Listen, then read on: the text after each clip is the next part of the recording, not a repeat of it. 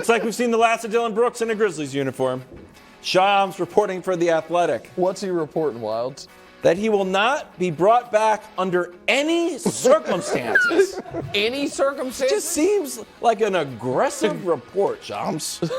Any circumstance. So the question here is this. I'll ask you, Nick. Do you think he's not coming back because of his decreased production on the court or, and this is the journalistic term, all the other stuff? Yes. Both? All the above. It's all the above. This is the perfect storm to lose your job. Your performance dips. Mm-hmm. Yep. You become a pain or a distraction or whatever. And here's the key part, they need a fall guy. Oh. So I like that. Dillon Brooks is not blameless in this, obviously. And I do think the final straws were the comments about LeBron and then the terrible play. But I also think for the Grizzlies, they have problems far greater than Dillon Brooks. But those problems are hard to deal with and hard to address. And the Dragonfly Jones pointed this out on Twitter, so credit to him, that Jimmy Johnson once upon a time told a story about talking to, I think, Troy Aikman about playmaker, about Michael Irvin, and about how off the field it was getting rough. And Aikman asked him, he's like, so are you going to cut him? He's like, no.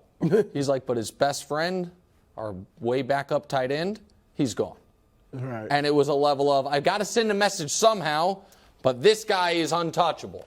So I don't blame, this isn't all on Dillon Brooks. He did do it to himself, but it is also not all on him. And I think, Brew, the under any circumstances line is really a shot across the bow, more than that kneecaps his negotiating position for any team in the league as far as trying to get a contract, a real contract. So I think it's brutal for him. Brutal. I agree with a lot of what you said, although I don't think, they needed a fall guy. Because they have excuses. Ja got hurt. I know he came back and played, but still, he was hurt. Steven Adams wasn't there against the Lakers where they could have used some real size. Adams is out. Brandon Clark is out. I'm talking about their cultural issues. No, right. But I'm just saying they have excuses for losing the series. But you're right. I think they're trying to change the culture. And he's the guy. And look, good riddance. All right, bye, Dillon Brooks. So you said he's not. If you're going to talk trash like he did, you better be able to ball like Metta World Peace or Dennis Rodman. Seriously, if you're going to talk that type of trash, he needs to ratchet it down. I get it. This is who he is. But he's getting to the Patrick Beverley stage. Beverley now at 34. Beverley years ago was about, he was a good, usable player. Now he's gotten to the point where all that stuff is he's not worth it anymore, I think.